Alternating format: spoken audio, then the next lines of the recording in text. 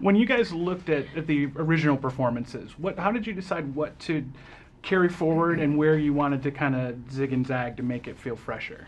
Well, I'm a long-term fan of Star Trek. I watched it as a boy, so, I approached the character with a great deal of respect. I loved the work that Mr. Kelly had done on the character of Bones for 40 years. And, to me the challenge was to really kind of identify the very spirit and essence of that character, and then sort of funnel it through my interpretation of what a younger version of that character would be. The key for me really was the duality of the character. On one hand, he's grumpy and cantankerous and irascible and just downright grouchy, but on the other hand, he has a heart of gold, and he is the most, passionate and loyal and dedicated friend you can find, and that's a real gift as an actor when you get a character with such a polarity who does the complete opposite of what he says.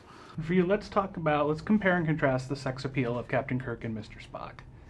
And throw in Dr. McCoy in there too, because I feel you like never know. Yeah, something could happen. After all, he is divorced and available. There you go.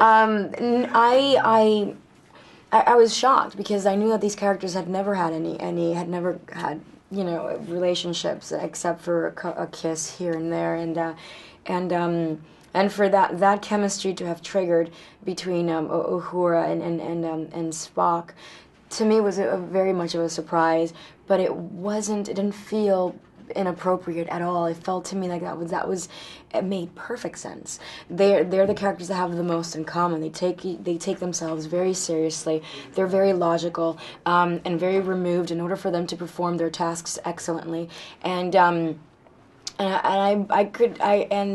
I almost feel like somebody like Kirk would have surprised everybody, more, because they were complete opposites. And it's so predictable.